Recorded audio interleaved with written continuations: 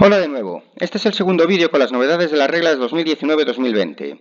Estos cambios en las reglas los encontrarás explicados de la forma más amena en el Arbi que pitas, tercera edición, que estará a vuestra disposición en septiembre, tanto en mi web lasreglasdexavi.com como en arbitro10.com. Vamos con la segunda parte de los cambios de estas reglas, en donde abordaremos los cambios menos sustanciales que tienen las reglas de este año. Empezamos con la regla 4. La regla 4 introduce una novedad en cuanto a las camisetas interiores. Antes podían ser de un color que tenía que ser igual al predominante en las mangas de la camiseta. En esta temporada se permite que la camiseta interior tenga dos colores o dos o más colores. ¿Qué colores? Aquellos que puedan replicar los colores de la camiseta principal. Una de las preguntas clásicas de las reglas era si un jugador podía vestir con zapatos. Y la respuesta hasta este año era que sí. Pues este año en las reglas se introduce que el calzado de los jugadores tiene que ser de fútbol. Es curioso porque es una novedad que no figura como tal, como novedad. Simplemente es una coletilla que añadieron y que impide que ahora los jugadores jueguen con un calzado que no sea de fútbol. En la regla 5 hay un cambio en el tema ¿hasta cuándo un árbitro puede cambiar su decisión? Durante todas estas temporadas el árbitro podía cambiar su decisión como norma general, estamos hablando de decisiones técnicas, hasta que el juego hubiese sido reanudado o el partido hubiese finalizado. Ahora se cambia eso, dice que el árbitro puede tomar una decisión técnica hasta que el juego haya sido reanudado o el partido haya sido suspendido de forma definitiva.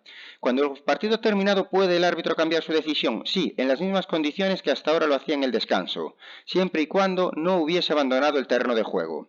De todas formas, las reglas aún introducen un matiz más. Dice que si ha abandonado el terreno de juego, pero este abandono del terreno de juego ha sido para comunicarle a los equipos que cambiaba su decisión o bien para ir al área de revisión a ver la jugada del VAR, que aún así puede cambiar su decisión técnica. Recordad que la decisión técnica es esto de hasta cuándo el árbitro puede pitar un penalti en una acción que no ha visto, hasta cuándo el árbitro puede sancionar un tiro libre en una jugada que previamente pues ha decidido que a lo mejor como saque de meta, ¿no?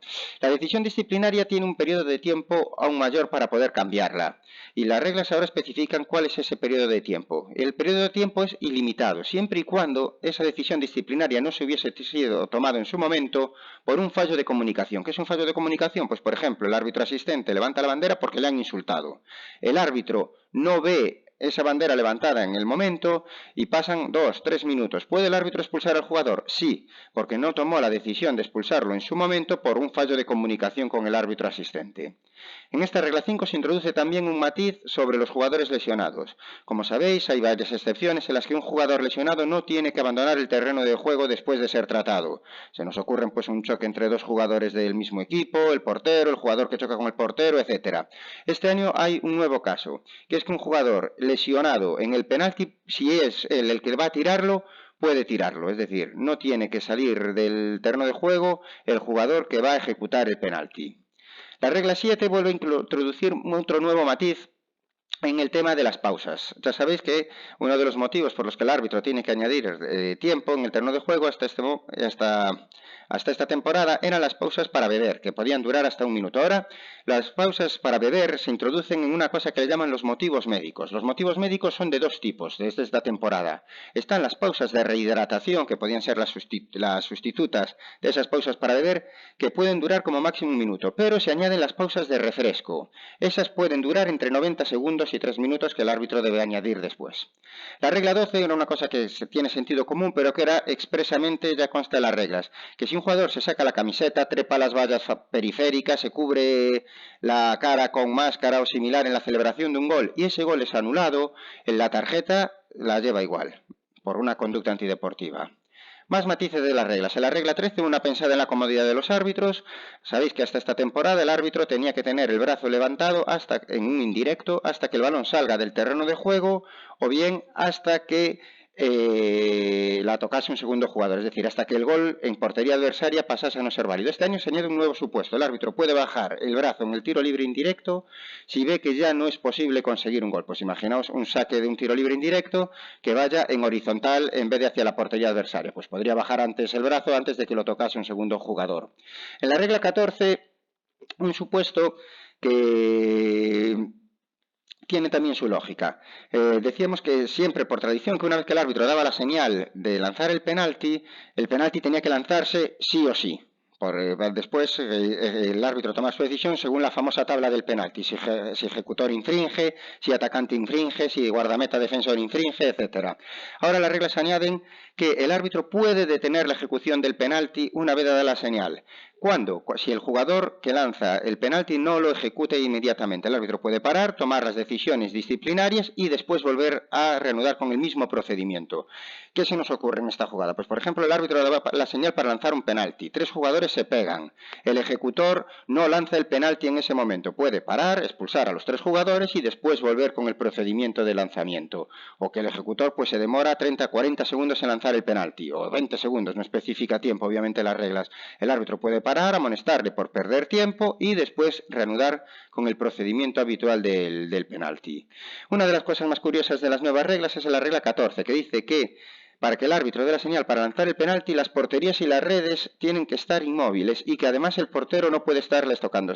¿Qué es eso de que la portería tiene que estar inmóvil? Hombre, suponemos que se refiere a que, pues por el tema de aficionados, por tema de que el portero le haya dado una patada de superstición y la haya dejado vibrando, el árbitro tiene que esperar a que la portería esté totalmente estática y quieta antes de dar la ejecución para lanzar el penalti. Y además, en la ejecución de ese penalti, el portero no puede estar ni sujetándose a las redes, ni apoyado al poste de una portería, ni colgado del larguero, ni demás. Es una de estos matices sorprendentes de estas nuevas reglas.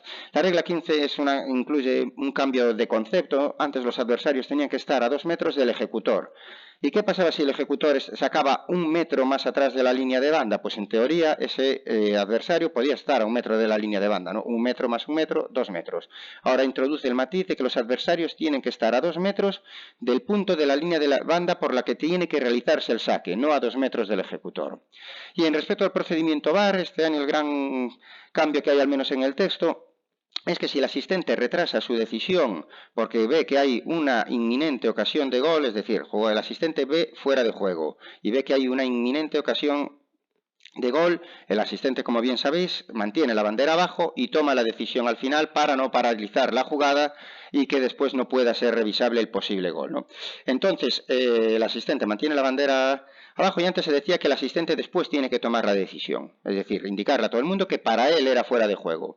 Ahora las reglas indican que el asistente puede no levantar la bandera, aunque para él fuese fuera de juego, si el balón pasa para el defensor. Pues imaginaos una jugada que el asistente para él es fuera de juego, bandera abajo, espera prudentemente a que la jugada termine y la jugada termina en saque de meta. Pues en esas situaciones el asistente puede abstenerse de levantar, ya por sentido práctico de no volver atrás en una jugada 3-4 segundos cuando la jugada igualmente iba a ser para el equipo que no tenía el balón. Antes en el primer vídeo os expliqué que el entrenador y el resto de miembros del equipo técnico este año iban a poder llevar tarjeta, como en los viejos tiempos. Bien, pues aquí os voy a contar un poquito más de las medidas disciplinarias sobre los entrenadores. Los motivos de amonestación y expulsión de los entrenadores son distintos a los de los jugadores. Las reglas los incluye en 2 páginas. Entonces hay 3 tipos de castigos que van a tener los entrenadores. Por un lado está la simple advertencia, la amarilla y la roja. ¿Para qué queda la advertencia? Pues para el leve desacuerdo, para ignorar alguna pequeña instrucción que le dé el árbitro, para un momento que pise fuera del área técnica. Con eso es con una advertencia, dice las reglas, que es suficiente. Entre los motivos de amonestación y expulsión os voy a contar los más importantes, los que más llaman la atención. Por ejemplo, lanzar un objeto. Si lo hace en señal de desaprobación el entrenador o el miembro del equipo técnico y lo hace fuera del campo, es solo amonestación. Si lanza un objeto al terreno de juego, pasa a ser expulsión. Perder tiempo. Si el miembro del equipo técnico retrasa un saque de su equipo, es amonestación. Si lo que hace es retrasar un saque del equipo contrario, pues por ejemplo, reteniéndole el balón, es expulsión.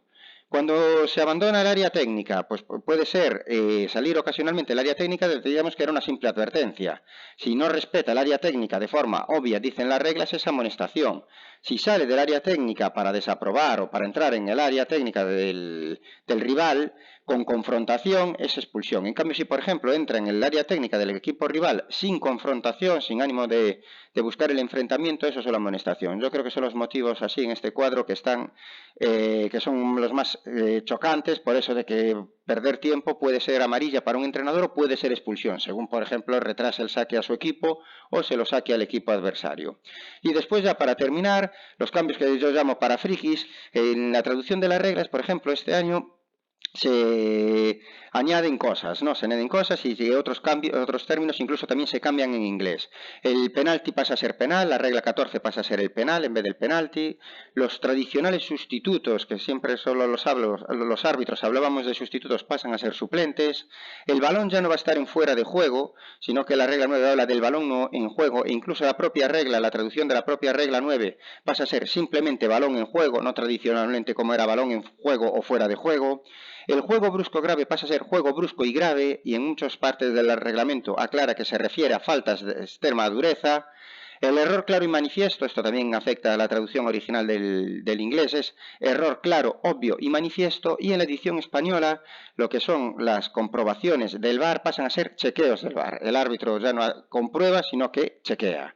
Vale, otra de las cuestiones, no creo que sea cuestión de memorizar, al menos para principio de temporada, pero a modo de curiosidad, que las medidas tanto del campo como del balón ya aparecen, además en el sistema métrico tradicional nuestro, aparecen también en yardas, pulgadas y onzas, y los términos del glosario también aparecen en inglés. Y una sorpresa que es sobre las directrices para árbitros y árbitros asistentes, estas que vienen a final de la regla de juego, se introduce que en el saque de meta, que siempre se decía que el asistente tenía que hacer los 3 tiempos: frontal del área, control del balón; frontal del área pequeña, control del balón; frontal del área grande, ver si el balón sale; y después a irse a la posición del fuera de juego. Claro, ahora como el balón no tiene que salir del área de penalti para que esté en juego, el segundo tiempo se omite, es decir, que ahora el árbitro asistente solo tiene que hacer 2 tiempos en el saque de meta: controlar el balón en el área de meta y ya después tomar la posición habitual del fuera de juego. Una que no viene en el cuadro, un pequeño matiz. Cuando se introdujo la posibilidad de que el árbitro aplicase la ventaja con un solo brazo, se decía que era cuando estuviese corriendo, para facilitarle que corriese al mismo tiempo que aplicaba la ventaja. Ese cuando estuviese corriendo desapareció de las reglas. Entonces da la sensación de que se puede aplicar la ventaja con un solo brazo, aunque no exista ese motivo de estar corriendo. Bueno, chicos, espero que os haya quedado claro. A los árbitros, suerte en vuestros exámenes y en vuestra temporada. A los que no son árbitros, gracias por acercaros a estas reglas que nos ayudarán a entendernos mejor entre todos. Un saludo a todos.